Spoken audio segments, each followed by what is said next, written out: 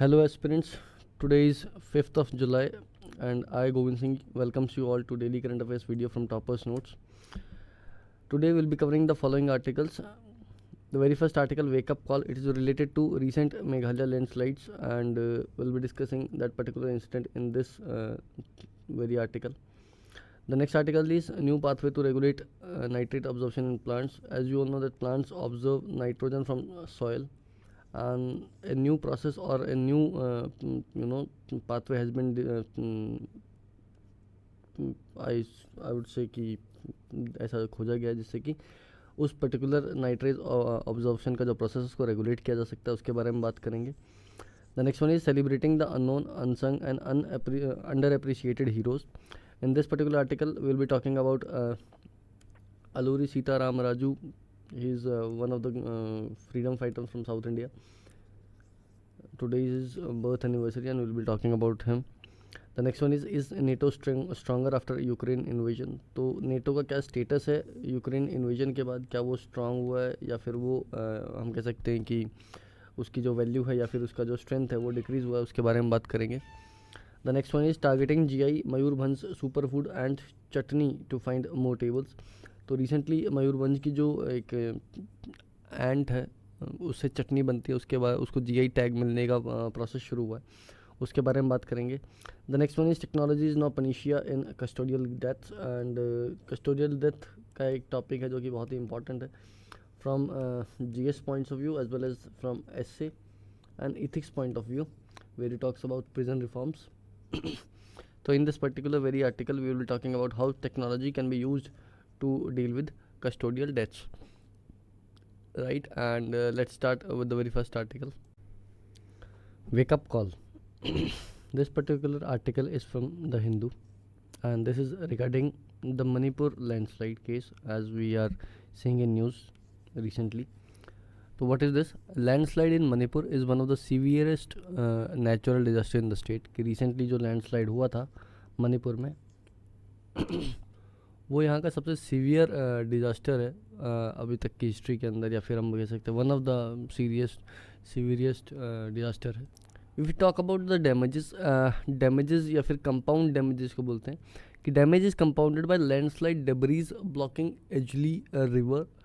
तो ये IG river है जिससे कि जो डैमेज है वो और ज़्यादा बढ़ गया है कि जो डेब्रीज है वो अजय रिवर को ब्लॉक कर रही हैं. तो उसका जैसे मान लीजिए ये वाटर फ्लो है और यहाँ पे डेब्रीज लैंडस्लाइड की वजह से पड़ गई, तो ये जो वाटर फ्लो है ये रुक जाएगा और ये फिर ये अपना जो लिमिट है उसको क्रॉस करके बाहर वाली साइड एक फ्लड प्रोन सिचुएशन, हम कह सकते हैं कि फ्लड की सिचुएशन आने की संभावना हो सकती है, जिससे कि जो लो लाइंग एरिया है वो ब्रीच हो सकते हैं.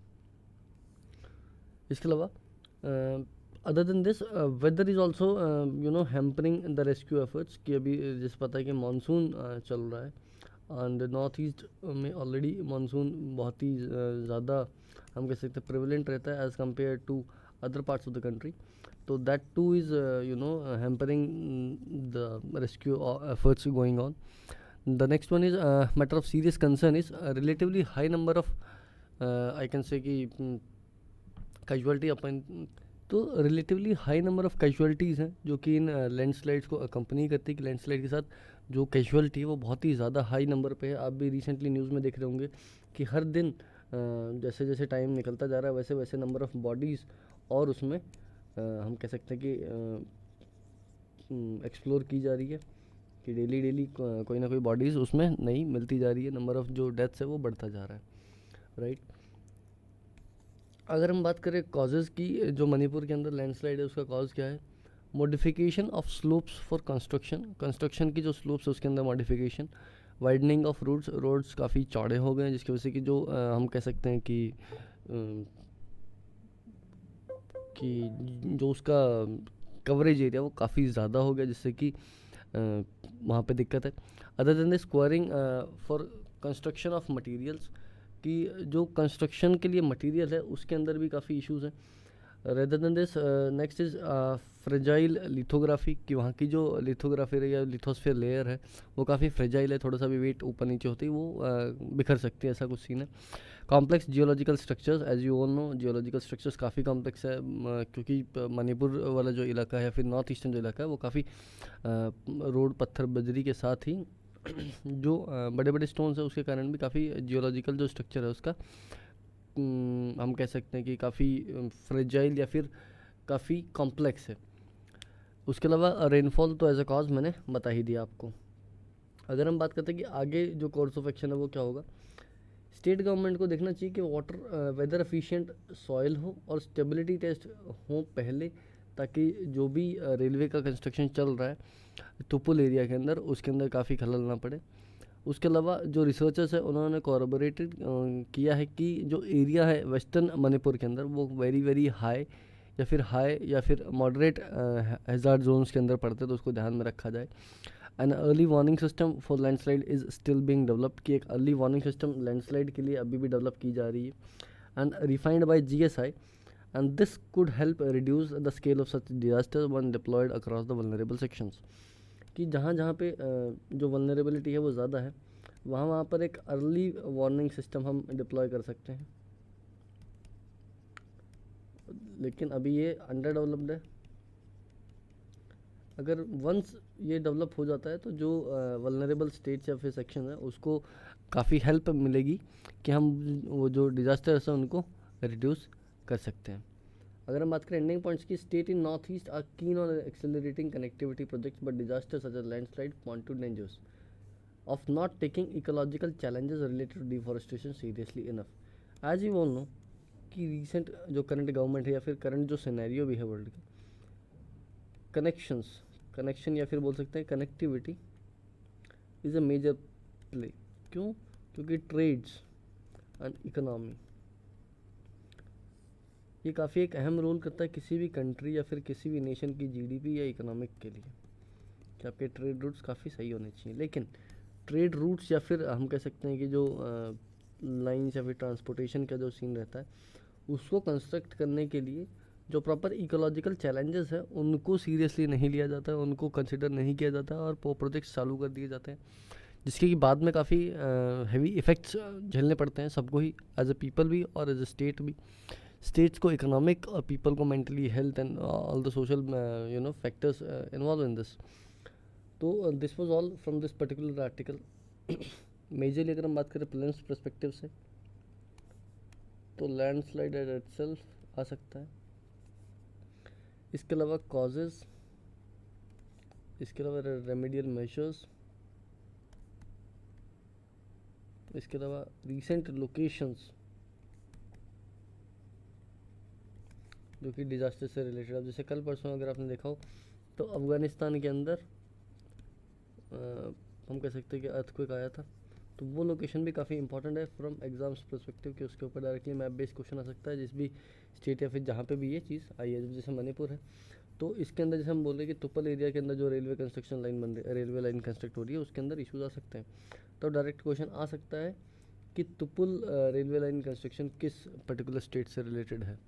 हालांकि आजकल का ट्रेंड देखते हुए यूपीएससी से क्वेश्चन बहुत ही रेयर चांस है, लेकिन अगर थोड़ा सा भी चांस है तो ये चांस आने के चांसेस हैं इसके पर्टिकुलर क्वेश्चन के, right. Okay then moving on to the next article, new pathway to regulate nitrate absorption in plants. Researchers जो कि हम कह सकते हैं national centre for biological sciences, Tata institute of fundamental research Bangalore से थे। उन्होंने एक नया पाथवे देखा है या फिर हम कह सकते हैं कि मिला है उनको, जिससे कि नाइट्रेट अब्जॉर्प्शन का जो रेगुलेशन किया जा सकता है प्लांट्स के अंदर।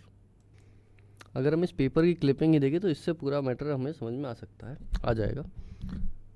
तो क्या है कि ये जो पाथवे या फिर जो भी इनको वो चीज़ हम कह सकते हैं कि जो फार्मूला इनको मिला है या फिर जो तरीका इनको मिला है वो क्या है, which can use gene editing to achieve this objective, कि इस ऑब्जेक्टिव को अचीव करने के लिए जीन एडिटिंग का यूज़ कर सकते हैं, राइट। अगर हम बात करें अप्रोच की तो जो रिसर्चर्स है उन्होंने राइस एंड टोबैको प्लांट्स लिए थे इस मैकेनिज्म को स्टडी करने के लिए, क्योंकि ये प्लांट्स जो हैं वो मेनली ऑब्जर्व करते हैं नाइट्रोजन सॉइल से, right, in the form of nitrates and ammonia, right. अब इसके अंदर एक इम्पॉर्टेंट माइक्रो न्यूट्रिएंट है, nitrogen is a part of chlorophyll, amino acids and nucleic acids. तो क्या है कि एक नीड है to regulate and optimise nitrogen intake in plants so that excess is not dumped in soil and water, कि जो access एक second, nitrogen का जो ऑब्जॉर्प्शन का जो प्रोसेस है उसको ऑप्टिमाइज़ करने की ज़रूरत है, जिससे कि जो एक्सेस है वो या तो सॉइल में या वाटर के अंदर डंप ना किया जाए। जो हार्मोन ऑक्सिन है वो रिस्पॉन्सिबल है वेल डेवलप्ड रूट्स के लिए अक्रॉस ऑल प्लांट्स, की जितने भी प्लांट्स हैं अगर उसके वेल डेवलप्ड रूट्स हैं तो उसका एक पर्टिकुलर रीज़न एक ऑक्सिन हार्मोन है जो कि इस प्रोसेस को पूरा देखता है, और यही पर्टिकुलर हार्मोन नाइट्रेट की जो अब्जॉर्प्शन है उसको इन्फ्लुएंस करता है, राइट। तो एक डायरेक्ट क्वेश्चन अगर हम देखें प्रीलिम्स पर्सपेक्टिव से, तो ऑक्सिन जो हार्मोन है ये किससे रिलेटेड है, या फिर recently news was related to basic question या फिर रिसेंटली इन न्यूज़, तो दोनों तरीके से इस पर्टिकुलर क्वेश्चन को पूछा जा सकता है। अगर हम बात करें अल्टरनेट पाथवे की, the regulatory micro RNA switch MIR444 is known to turn off at least 5 genes called Mads-Box transcription factor genes, right. A target gene of MIR444 called MADS-S27 has a three-pronged effects, 3 तरीके के effect होते हैं। Regulate करता है nitrate के absorption को, root development को और स्ट्रेस टॉलरेंस को, right. Tinkering with MADS-S27 may help regulate nitrate absorption and engineer abiotic stress tolerance. तो अगर हम इस पर्टिकुलर MADS-S27 के साथ कुछ हम कह सकते हैं एक्सपेरिमेंट किया जाए तो जो अब्जॉर्प्शन है उसके अंदर हम उसको रेगुलेट करने के चांसेस हैं, right. Okay, this was all from this particular article. सबसे मेजर देखा जाए तो ये इंस्टीट्यूट बहुत इंपॉर्टेंट, इसके बारे में पूछ सकते हैं। Other than this rice and tobacco as a crop भी इम्पॉर्टेंट है, और इसकी स्टडी कहाँ पे हुई, क्या हुआ, किस चीज़ के लिए हुई, वो चीज़। उसके अलावा नाइट्रेट अब्जॉर्प्शन का पूरा प्रोसेस, या फिर नाइट्रोजनेशन या फिर नाइट्रोजन फिक्सेशन का वाला जितना भी वो सीन है वो, क्लोरोफिल का रोल क्या रहता है, right. Okay, this was all from this particular article and moving on to the next article, celebrating the unknown, the unsung and the underappreciated। अगर हम बात करें अलूरी सीताराम राजू की, तो वो एक ब्रेव फ्रीडम फाइटर थे जिन्होंने ब्रिटिश रूल के खिलाफ अपनी लड़ाई करी। आज इनके ऑनर को देखते हुए आज इनकी बर्थ एनिवर्सरी है 4 जुलाई ऑफ 1897 में जन्मे और 7 मई ऑफ 1924 के आसपास इनकी मृत्यु हुई। तो इनकी बर्थ डेट को देखते हुए प्राइम मिनिस्टर ने एक ब्रोंज स्टैचू इनका अनवील किया है। अगर हम बात करें इनकी लाइफ की, तो वो आर्म्ड स्ट्रगल के अंदर बिलीव करते थे और उन्होंने ट्राइबल के लिबरेशन के लिए काम किया। अगर आप इसको देखेंगे तो रिसेंट जो मूवी है RRR वो इन्हीं के ऊपर बेस्ड है, ठीक है। He opposed Madras Forest Act of 1882 and prohibited the tribes from indulging the podu. Podu means the shifting cultivation called over podu in this that particular area, and उसके जो राइट्स थे ट्राइबल्स के to collect minor forest produce, इनके लिए उन्होंने वहाँ पे हम कह सकते हैं कि रिवोल्ट किया या फिर इसके हक के लिए लड़े। He made Adivasi areas of Visakhapatnam and Godavari district his home and worked for education and empowerment of the tribal community. He had a deep understanding of the forest terrain and knowledge about the skillful use of tribal war tactics. उनको forest terrain की deep understanding होने के साथ साथ वो एक बहुत ही skilful use करते थे ट्राइबल वॉर टैक्टिक्स का, राइट। तो जो जब भी रिवोल्ट या फिर जो छोटी मोटी लड़ाई होती तो उसमें काफ़ी अच्छी तरीके से इनको पूरे वो टैक्टिक्स आते थे।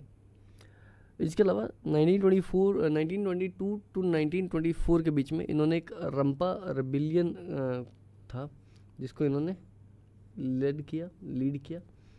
उसके तहत इन्होंने रेड्स करी जिसमें कि आर्म्स और अम्यूनेशन पुलिस स्टेशन से इन्होंने उठाए, ट्राइबल एरियाज़ के अंदर जितने भी पुलिस स्टेशन थे उसमें से।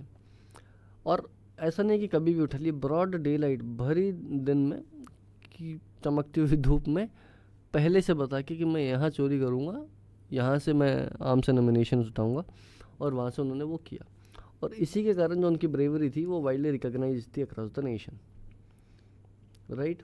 अगर हम बात करें, आज इनकी बर्थ एनिवर्सरी है 4 जुलाई टू 1987 और 1989, कुछ कंफर्म नहीं है, और ये 1924 इनका देहांत हो गया था, राइट।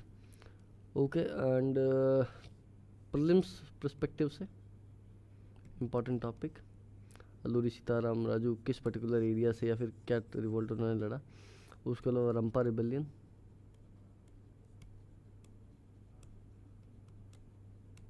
उसके अलावा अभी जब ये ब्रॉन्ज स्टैचू आ जाएगा या फिर कुछ इन्फॉर्मेशन मिलेगी तो इसका लोकेशन एक्सेट्रा, मेजरली तो लोकेशन ही होगा, राइट। इसके अलावा पूदू जो है शिफ्टिंग कल्टीवेशन, ये किस पर्टिकुलर एरिया के अंदर है उसके बारे में पूछा जा सकता है, right. Okay, this was all from this particular article, and moving on to the next one. Is NATO stronger after Ukraine invasion? क्या यूक्रेन के इन्वेजन के बाद NATO as a body stronger हुआ है, उसके बारे में बात करेंगे। अभी जैसे कि रिसेंटली आपको पता है कि नेटो के जो लीडर्स हैं वो मैड्रिड स्पेन में मिल रहे हैं, वॉर चल रहा है यूक्रेन में, और मिल क्यों रहे, ताकि स्वीडन और फिनलैंड को नेटो के अंदर इंटीग्रेट कर सकें। काफ़ी दिनों से चल रहा है ये टॉपिक कि स्वीडन और फिनलैंड नेटो ज्वाइन करेंगे, एंड अब इसके ऊपर वो मीटिंग चल रही है, क्योंकि अभी रिसेंटली टर्की ने भी दोनों को इजाज़त दे दी है। दोनों से जो इनका हम कह सकते हैं रेबल था या फिर जो टर्की उसका विरोध कर रहा था वो उसने बंद कर दिया है, राइट। तो स्वीडन एंड फिनलैंड की location important for prelims, and NATO as well important for prelims. Moving on, status of NATO. अगर NATO की स्टेटस की बात करें before Ukraine war and after Ukraine during the course of Ukraine war. अगर before की बात करें तो पहले एक वीक अपीयर होता था। क्यों? क्योंकि जो यूएस के पहले जस्ट बाइडन जी से जो पहले वाले प्रेसिडेंट थे डोनाल्ड ट्रम्प, उन्होंने फ्रीक्वेंटली अपने जो मेंबर्स कंट्रीज़ थे उनको बोला कि हायर अमाउंट वो कंट्रीब्यूट करें, जिससे कि जो यूएस की जो प्रोटेक्शन है वो उनको मिलती रहेगी, हफ्ते की तरह कि हफ्ता बढ़ा दिया कि पैसे दो और आपको हफ्ता प्रोटेक्शन मिलती रहेगी, कि नहीं मिला तो वो हट जाएगा। जिससे क्या हुआ, जो नेटो की यूनिटी और सॉलिडेरिटी थी उसके ऊपर काफ़ी आँच आने की हम कह सकते हैं कि संभावना हो गई थी। इसके अलावा जो यूएस का अफ़गानिस्तान से निकलने का फ़ैसला था, वो लोग बोलते हैं या फिर नेटो मेंबर्स उसको अप्रूव नहीं करते हैं कि सिंगल हैंडेडली वो आपने कह सकते डिसीजन लिया, बल्कि जो अफ़गानिस्तान के अंदर मिशन था वो एक नेटो मिशन था। तो जितनी भी कंट्रीज़ थी उन सबका ओपिनियन ज़रूरी था, लेकिन आपने सिंगल हैंडेडली लिया, उसकी वजह से भी दिक्कतें आना शुरू हुई, और जो नेटो की कलेक्टिव स्पिरिट है कि सब साथ में रहते हैं, उसके ऊपर भी सवालिया निशान पड़े, राइट। अगर हम बात करें course of the Ukraine war की, यूक्रेन वॉर के टाइम से लेके अभी तक कैसे चल रहा है, तो इस चीज़ को नेटो ने स्ट्रेंथन किया, नेटो को स्ट्रेंथन किया है, क्योंकि नेटो के जो अलाइज हैं वो फाइनेंस करने को तैयार हो गए मिलिट्री नीड्स को, उनकी डिफेंस जो इन्वेस्टमेंट्स थी वो इंक्रीज़ हुई है। उसके अलावा मेंबरशिप या फिर हम बोल सकते हैं जियोग्राफिकल जो एक्सटेंट है वो भी बढ़ने के कुछ कुछ चांसेस हैं। अगर स्वीडन और फिनलैंड ज्वाइन कर लेते हैं तो ऑब्वियसली जियोग्राफिकल जो एक्सटेंट है वो बढ़ेगा, राइट। अगर इस दौरान क्या क्या चैलेंजेस रहेंगे नेटो के लिए वो हम बात करते हैं। Pressures from rising inflation, as you all know कि जो इन्फ्लेशन है वो अपनी चरम सीमा पे है, बढ़ती जा रही दिन प्रतिदिन। उसके अलावा high energy and food prices, महंगाई के साथ साथ एनर्जी के प्राइसेस भी ऊपर जा रहे हैं और फूड के प्राइसेस भी ऊपर जा रहे हैं। और इसके बाद भी उनको वेपनरी फाइनेंस करनी है और क्रिटिकल वॉर सप्लाईज हम कह सकते हैं कि फाइनेंस करनी है, जिससे कि उनकी इकोनॉमी के ऊपर प्रेशर आ रहा है। इसके अलावा destabilising economic ripple effect of war in Ukraine would be hard to member countries to bear. कि सिर्फ यूएस की बात नहीं करें, अगर नेटो की ऑलरेडी बात करें तो नेटो में हर एक कंट्री उतना समृद्ध उतना संपन्न नहीं है कि इससे जो इकोनॉमिक इफेक्ट्स आएंगे वो हर एक कंट्रीज नहीं झेल पाएगा, जिससे कि नेटो की यूनिटी के ऊपर भी सवालिया निशान लग सकते हैं। अब आगे क्या होता है, हालांकि दिख रहा है कि नेटो फोर्टिफाइड है, तैयार है रशिया को फेस करने के लिए, लेकिन धीरे धीरे इतना लंबा हो चुका है और आपके जो मेंबर कंट्रीज़ है वो भी आपके साथ नहीं, तो वो फ्रस्ट्रेशन साफ झलकता है उनके मेंबर कंट्रीज़ के अंदर। इसके अलावा ये सब होने के बावजूद जो इकोनॉमिक पेन है या फिर जो इकोनॉमिक दिक्कतें हैं, to meet the bargaining demand for weapon and other military support required by Ukraine to hold on its territories and east, तो वो प्रेशर तो है ही, राइट। तो आगे आने वाले टाइम में देखेंगे कि नेटो कैसे इन सब चीज़ से अपन आपको हम कह सकते हैं कि संभालता है या फिर कैसे इसको यूटिलाइज़ करता है इस पर्टिकुलर पोजीशन को, और आगे क्या सीन रहता है, right. This was all from this particular article and moving on to the next one. Targeting GI tag Mayurbhanj super food and chutney to find more tables. तो मयूरभंज डिस्ट्रिक्ट है उड़ीसा के अंदर, इनके अंदर एक मतलब आंट इन द सेंस एक चींटी है जिसकी चटनी बनाई जाती है और वो अब जीआई टैग उसको मिलने की तैयारी है। अगर हम बात करें वीवर आंट्स की, वो पॉपुलर है कुछ ट्राइब्स के अंदर मयूरभंज डिस्ट्रिक्ट उड़ीसा के अंदर, और उसकी डिश है काय चटनी, राइट। तो अगर आंट की बात करें या फिर चींटे की बात करें उसको बोलते हैं वीवर एंट्स, और उस डिश की बात करें तो काय चटनी, राइट। तो इन्होंने आंट्स को नहीं देके चटनी के लिए जीआई टैग फूड कैटेगरी के अंदर अप्लाई किया है। अगर हम काय चटनी की बात करें तो प्रोटीन्स के अंदर बहुत रिच रहती है, calcium, zinc, vitamin B12, iron, magnesium, potassium, sodium, copper, fibre and 18 amino acids. और इससे होता क्या है कि आपका जो इम्यून सिस्टम है वो बूस्ट होता है। अगर हम बात करें कि जीआई टैग मिलने से क्या हो जाएगा, it will enhance reputation and value of local products, it will support local business. कि जीआई टैग मिलता है तो वो world stage as well as nation wise वो चीज़ फेमस होती है और उससे लोकल बिजनेस को सपोर्ट मिलता है। अगर हम बात करें आईपीआर्स की, तो आईपीआर अगर हम देखते हैं तो 3 तरीके के होते हैं, patent, trademark and geographical indication. अगर हम जियोग्राफिकल इंडिकेशन की बात करें तो GI is a sign used on products that have a specific geographical origin. तो वो जीआई टैग वहाँ यूज़ किया जाता है जहाँ पर कि एक स्पेसिफिक हम कह सकते हैं कि जियोग्राफिकल ओरिजिन हो कि वहीं पे उगता है या फिर वहाँ से ही वो रिलेटेड है, एंड पोजेस क्वालिटीज़ और a reputation that are due to that origin, और उस ओरिजिन के होने के कारण उसको एक रेपुटेशन बनी हुई है। अगर हम बात करें लॉ, तो geographical indications of goods act of 1999 इसको सुपरवाइज करता है। अगर मिनिस्ट्री की बात करें, DPIIT ministry of commerce and industries के अंदर आता है, पीरियड 10 साल के लिए मिलता है, राइट। अगर हम बात करें डिफरेंट टाइप्स ऑफ आईपीआर की, तो पेटेंट है, पेटेंट मिलता है एक इन्वेंशन के लिए जो कि नया प्रोडक्ट है या फिर प्रोसेस में है या एक प्रोसेस है नया। लॉ की बात करें तो पेटेंट एक्ट 1970 जिसको कि 2006 के अंदर अमेंड किया गया। मिनिस्ट्री की बात करें, same ministry DPIIT commerce and industry, और पीरियड इसका होता है 20 साल के लिए। अगर हम बात करें ट्रेडमार्क की, is a typical name, word, phrase, logo, symbol, design, image और a combination of these elements. कि एक निशान सा रहता है या फिर एक फ्रेज रहता है, लोगो रहता है, कुछ भी रहता है, फिर उनका सबका मिक्सचर भी हो सकता है जिसको कि हम ट्रेडमार्क बोलते हैं। लॉ की अगर हम बात करें तो ट्रेडमार्क ऑफ 1999। मिनिस्ट्री की बात करें same DPIIT and ministry of commerce and industry, period इसका 10 साल, वही जीआई टैग के जैसा, राइट। तो this was all from this particular article. Question की अगर बात करें तो जीआई टैग्स के ऊपर क्वेश्चन आ सकता है, आंट चटनी कहाँ से, या फिर weaver ends recently in news are related to, location कहाँ पर है, Mayurbhanj, Odisha. Right? These are the probable question which could be asked from this particular article. And moving on to the next one. Technology is no panacea for custodial death. तो custodial death को improve करने के लिए methods ऐसे use हों जिसमें कि technology का यूज़ किया जाए और उसको कस्टोडियल डेथ्स को डिक्रीज़ किया जाए। अगर हम बात करें रिसेंटली तो तमिलनाडु के अंदर जो कस्टोडियल डेथ्स हुई हैं उन्होंने फिर दोबारा से जो पुलिस के द्वारा इंटरोगेशन के टाइम जो मेथड्स यूज़ किए जाते हैं उनके ऊपर क्वेश्चन मार्क फिर से लगा दिया है। तो कस्टोडियल डेथ्स की अगर हम बात करें तो 2001 टू 2018 के अंदर 1727 people died in police custody, but in all these cases only 26 policemen were convicted.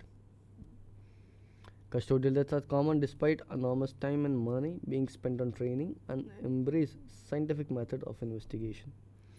तो ऐसा नहीं कि उनको पता नहीं है, पुलिस जो भी अधिकारी हैं इसमें रिस्पॉन्सिबल, उनको बिल्कुल बाकायदा ट्रेनिंग दी गई है, टाइम मिलता है, मनी मिलता है, मनी खर्च होता है सरकार का उनको ट्रेन करने के लिए, लेकिन उसके बाद भी कस्टोडियल डेथ्स कॉमन है।